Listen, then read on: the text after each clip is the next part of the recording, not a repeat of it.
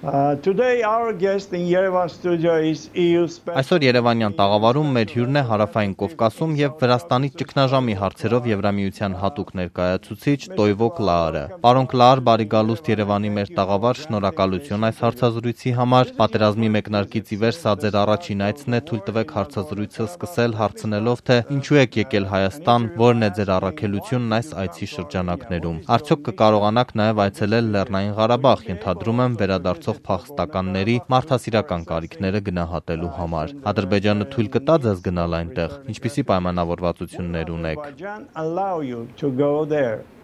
What is the arrangement? Well, first of all, I'm here to learn about Նախ եւ առաջ ես այստեղ եմ տեղեկանալու Հայաստանում ու տարածաշրջանում տիրող իրավիճակի մասին, ինչպես նաեւ հասկանալու, թե ինչ տեսակետներ ունեն Հայաստանի ղեկավարներն ու մյուս կարծիք ձևավորողները։ Դա հիմնական նպատակը։ and also of opinion makers. That is the primary purpose. Now, will I be going to Nagorno-Karabakh this time? No, I will not be going. Ինչ վերաբերում է այն հարցին, թե արդյոք այս անգամ ես կգնամ Լեռնային Ղարաբաղ, ապա ասեմ, որ ոչ, ես չեմ այցելելու Լեռնային Ղարաբաղ։ Այս անգամ փաստորեն ես այստեղից կմեկնեմ Վրաստան, հետո Վրաստանից կուղևորվեմ Ռուսաստան, իսկ Ռուսաստանից Բաքու։ To Baku. Պարոն Կլաար, հայերից շատերը նկատեցին, որ դուք Ադրբեջան եք այցելել պատերազմից ընդամենը 2 օր առաջ, բայց այդպես էլ չեք եկել Հայաստան պատերազմի ընթացքում կամ պատերազմից առաջ։ Հայաստան չայցելելու պատճառ կար, դուք նաև Թվիթերում գրառում եք կատարել Ադրբեջանում Գյանջայի ռմբակոծության մասին, բայց ոչ մի թվիթերյան գրառում չեք արել Լեռնային Ղարաբաղում Ստեփանակերտը եւ այլ քաղաքացիական օբյեկտներ ռմբակոծելու մասին։ Դա այդպես է, թե այստեղ ես ինչ-որ բան բաց եմ թողել։ Well, first of all, I think you're missing something there. I think the EU very clearly Կարծում եմ, որ այստեղ ինչ-որ բան բաց եք թողել։ Եմեն շատ հստակ դատապարտեց բոլոր քաղաքացիական զոհերը, ինչ վերաբերում է Ադրբեջան կատարած իմ այցին, ապա անկեղծ ասած ես մտադիր չէի միայն Բաքու այցելել։ Ես մտադիր էի նաև գալ Երևան հաջորդ օրերին։ Սա էր իմ մտադրությունը։ Ես տեղեկացրել էի նաև Հայաստանի իշխանություններին այն փաստի մասին, որ ես մեկնում եմ Ադրբեջան եւ հույս ունեմ առաջիկա օրերին այցելել Երևան։ And that I was hoping to visit Yerevan in the coming days. The fact that the war broke out, that was obviously not something that I was aware of that was going. Ակնհայտորեն ես տեղյակ չէի, որ պիտի պատերազմ սկսվեր, սակայն այդ փուլում արդեն պարզ էր, որ լարվածությունը շատ մեծ էր եւ դա էր պատճառը, որ ես մտածեցի, որ խոհեմ կլինի այցելել տարածաշրջան, տեսնելու թե տեղում ինչ իրավիճակ է տիրում եւ եթե հնարավոր է օգնել ցրել լարվածությունը։ Ցավոք ես ի վիճակի չեղա դա անելու։ Unfortunately, that I was not able to do. And can you please tell me what went wrong? Կարող եք ասել, թե ինչն է սխալ գնացել տարածաշրջանում, ինչու հնարավոր չեղավ կանխել պատերազմը կամ կանխատեսել ռազմական գործողությունների վերսկսումը կամ ավելի վաղ դադարեցնել դրանք։ Արդյոք Եվրամիությունը հակամարտության կառավարումը Ռուսաստանին է փոխանցել, հասկանալով, որ Ռուսաստանը մեծ լծակներ ունի Հայաստանի եւ Ադրբեջանի վրա, ինչպես նաեւ տարածաշրջանում։ Ինչ եք մտածում այդ կապակցությամբ? I think first of all we have to look at the history and the fact that Կարծում եմ, որ առաջին հերթին պետք է նայել պատմությանը եւ այն փաստին, որ բանակցային գործընթացը տևել է երկար տարիներ։ Ի վերջո Մինսկի խմբի համանախագահները փորձում էին անկեղծորեն աշխատել եւ ամեն ինչ անում էին, որպեսզի կողմերը բանակցված լուծման հասնեն։ Դա էր միջազգային հանրության նպատակը։ Սխալն այն էր, որ ցավոք այս տարիների ընթացքում բանակցված լուծում չի գտնվել։ Solution.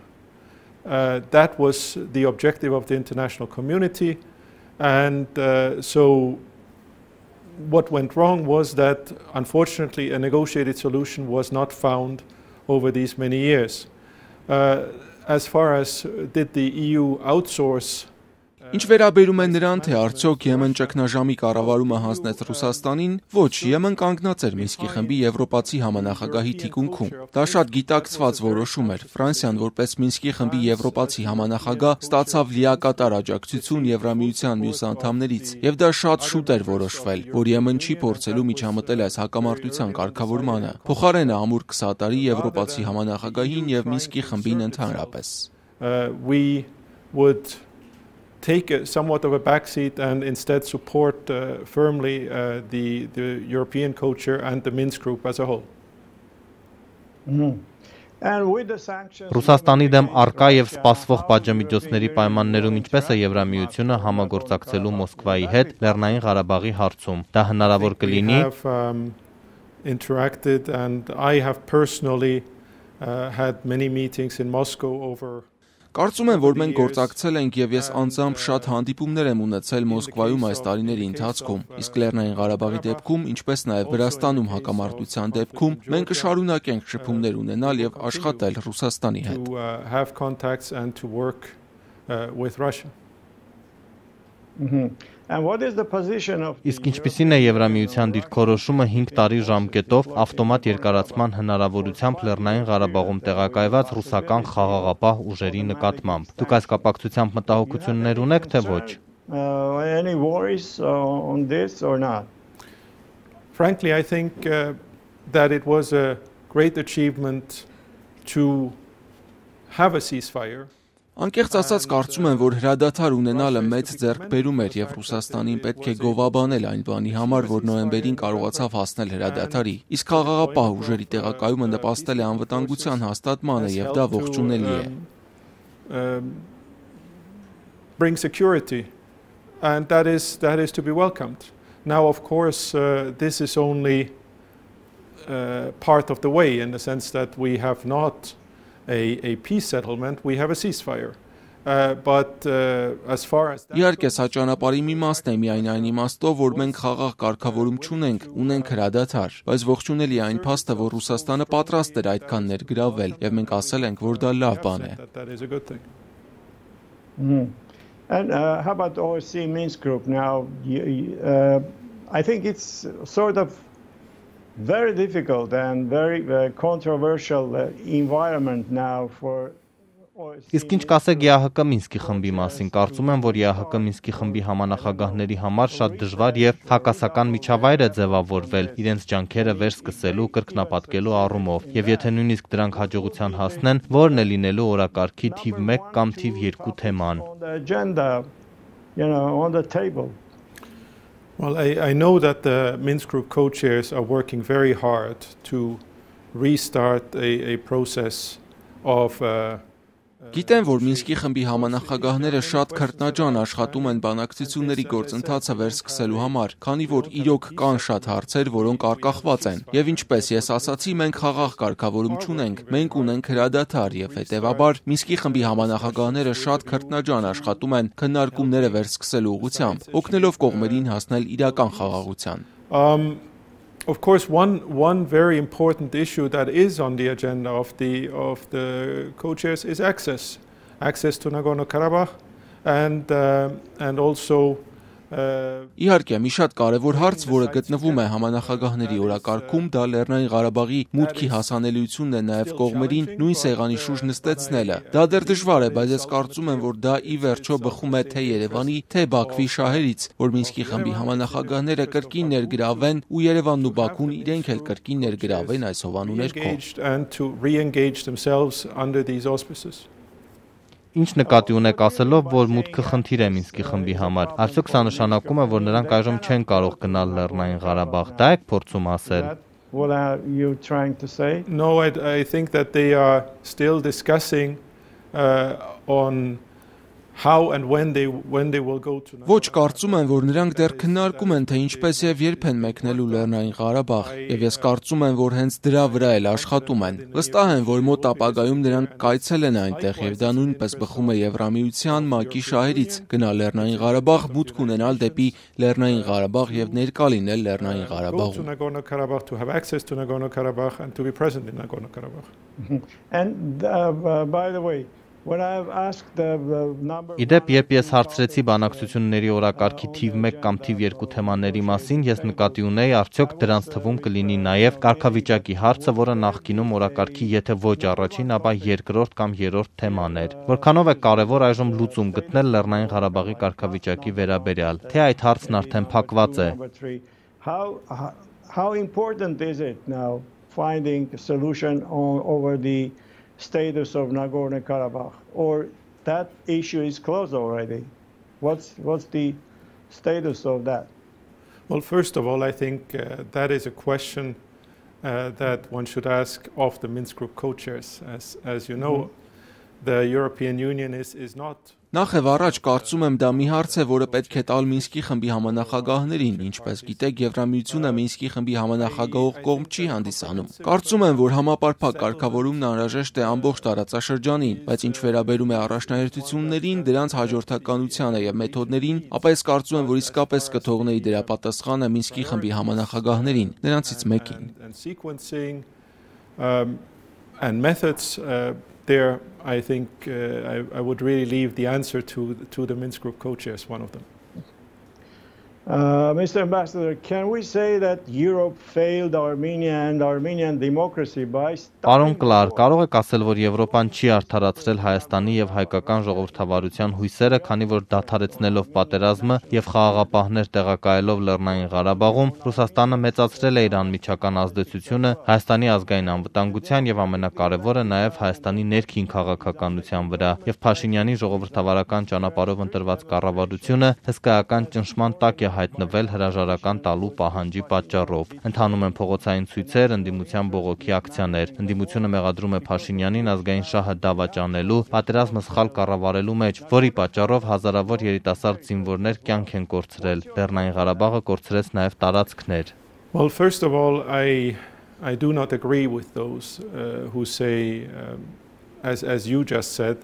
that the EU failed Armenia. Ես համաձայն չեմ նրանց հետ, ովքեր ասում են, ինչպես դուք հենց նոր ասացիք, որ Եվրամիությունը չարդարացրեց Հայաստանի հույսերը։ Փաստորեն մարտի 1-ից մենք լիովին իրականացնում ենք համապարփակ եւ ընդլայնված գործընկերության համաձայնագիրը Եվրամիության եւ Հայաստանի միջև։ Եվ անցած շաբաթ մենք քննարկել ենք Հայաստանի իշխանությունների հետ առաջիկա 7 տարիների մեր նոր համագործակցության ծրագիրը։ Այսպիսով Եվրամիությունը ամուր կերպով եւ լիովին ներգրաված է Հայաստանի եւ տարածաշրջանի հետ։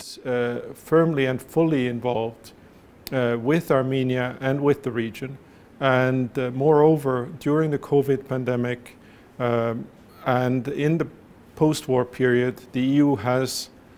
deployed substantial... Ավելին COVID համավարակի ընթացքում եւ հետպատերազմյան ժամանակաշրջանում Եմեն զգալի միջոցներ է գործադրել Հայաստանին աջակցելու համար, այնպես որ ես պարզապես համաձայն չեմ այս նկարագրության հետ։ Ես լիովին գիտակցում եմ, որ ներկա իրավիճակը Հայաստանում, Երևանում շատ ծանր է, եւ ես բազմիցս լսել եմ դրա մասին այստեղ իմ ունեցած հանդիպումների ընթացքում, եւ ես լիովին հասկանում եմ, որ շատ դժվար ժամանակաշրջան է Հայաստանի համար։ Բայց կրկին Եվրամիությունը ամուր կանգնած է Հայաստանի եւ տարածաշրջանի կողքին, եւ ես վստահ եմ, որ միասին աշխատելով մենք կարող ենք հասնել խաղաղության եւ բարգավաճման ոչ միայն Հայաստանում, այլ նաեւ ամբողջ Հարավային Կովկասում։ But again, the European Union stands firmly with Armenia and with the region, and I am confident that working together we can achieve a peaceful and prosperous not only Armenia but South Caucasus.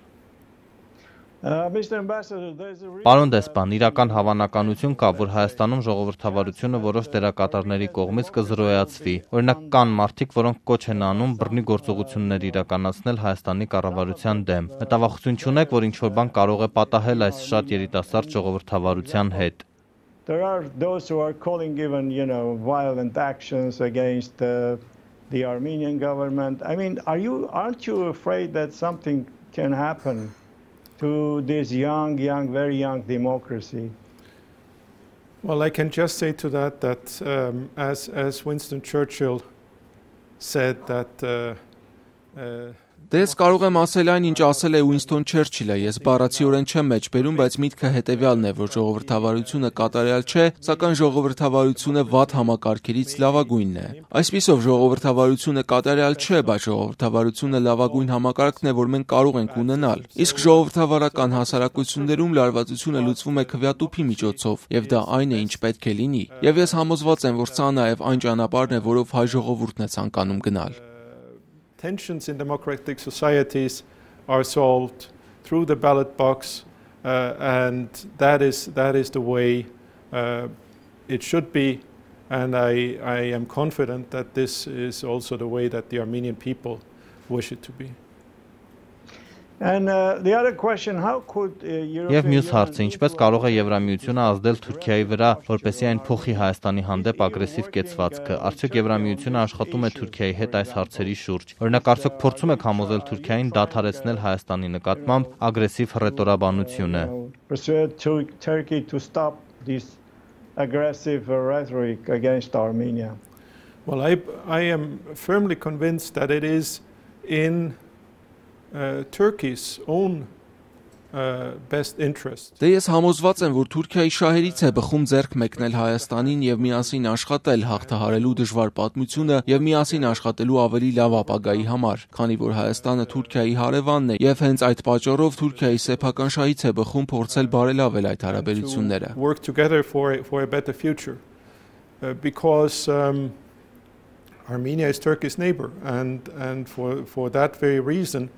it makes sense in the Turkish. Այնպես որ սա մի բան է, որ ես ասում եմ այստեղ եւ կասեմ իմ թուրք ընկերներին, ես համոզված եմ, որ Թուրքիան դրական դերակատարություն կարող է ունենալ. Something that I'm saying here, and that is something that I will say to my Turkish friends. I firmly believe that Turkey has a positive role to play.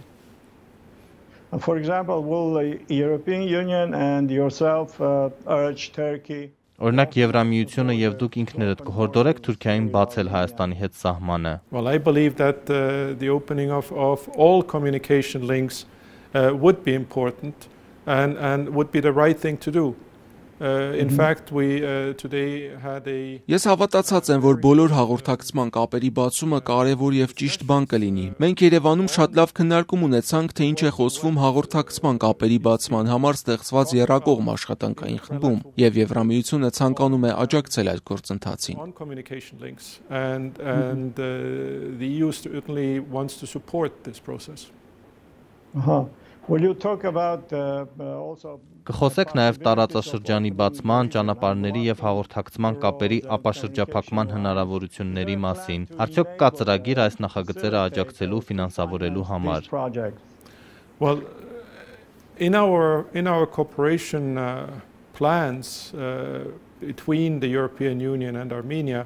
in fact, it is foreseen that the EU will support infrastructure projects in Եվրամիության եւ Հայաստանի միջև մեր համագործակցության ծրագրերում ըստ էության նախատեսված է, որ Եմեն ամեն դեպքում կաջակցի Հայաստանում ենթակառուցվածքային նախագծերին։ Իհարկե, մենք այժմ այս եռակողմ աշխատանքային խմբի մաս չենք կազմում, բայց եռակողմ աշխատանքային խմբի աշխատանքի արդյունքներով վստահ եմ, որ Եվրամիությունը կփորձի դրական դեր խաղալ, որտեղ կարող է հաղորդակցման կապերի բացման եւ ընդհանրապես տարածաշրջանի հզորացման աջակցելու համար։ communication links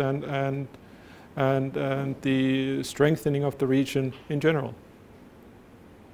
Surely you have a great influence over Baku, right? Azerbaijan is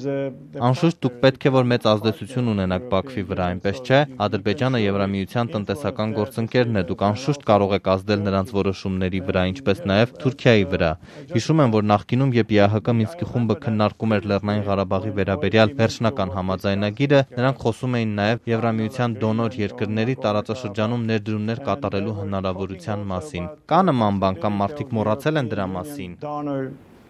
countries coming to the region and and investing. Is there something like that, or is just the people forgot about it? No, certainly in the region is very much in people's minds. So in that sense, certainly the region is I would say more. Ոչ, անկասկած այս տարածաշրջանը մարդկանց մտքում է, ուստի այդ իմաստով իհարկե տարածաշրջանը մարդկանց մտքում ես կասեի ավելի կարևոր է դարձել, քան գուցե նախկինում։ Եվ մենք կրկին պատրաստ ենք աջակցել Հայաստանին եւ պատրաստ ենք աջակցել տարածաշրջանին։ Եվ Հայաստանը եւ Ադրբեջանը եւ Վրաստանը արևելյան գործընկերության ծրագրի անդամ են։ Եվ այդ համատեքստում եւ մեր երկկողմ համագործակցության միջոցով Եվրամիությունը ձգտում է դրական դեր խաղալ եւ աջակցել այստեղ իրական խաղաղ գործընթացին։ Այսպիսով վստահաբար Եվրամիությունը պատրաստ է աջակցել, աջակցում է, գումարներ է ներդնում տարածաշրջանում եւ կշարունակի դա անել։ A genuine peace process here. So it's for sure that the European Union is willing to support, is supporting, is investing money in the region and will continue to do so. Այժմ Միացյալ Նահանգներում վարչակազմի փոփոխությամբ արդյոք կարծում եք, որ ամերիկացիները Եվրամիության ավելի սերտ գործընկեր կդառնան այս տարածաշրջանում նույնպես։ Well, that I think you will have to ask from the United States, but I can say that we have in the past had a very close and good cooperation with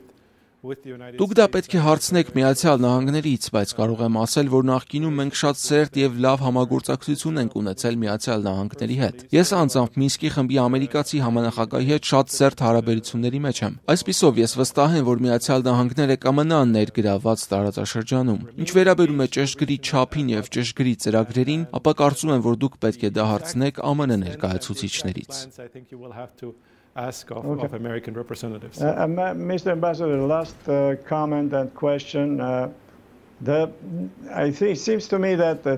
previously the only Պարոն դեսպան, իմ վերջին հարցը ինձ թվում է, որ նախկինում հակամարտությունների կարգավորման միակ լեզուն դիվանագիտությունն էր, բայց հիմա մենք տեսնում ենք, որ կա մեկ այլ լեզու եւ մարդիկ լսում են, դա պատերազմի լեզուն է։ Թույլ կտաք, որ դա շարունակվի։ Ինչ կարծիք ունեք այդ կապակցությամբ։ Ինչ եք կարծում, թույլատրելի է պատերազմ սկսել ձեր հարևանի դեմ, հազարավոր մարդկանց սպանել ու տարածքներ վերցնել։ To go to war and to start the war against your neighbor and killing thousands of people and to take territories, or what's your take on that? Well, first of all, any fighting, any killing is horrible, and the fact that so many young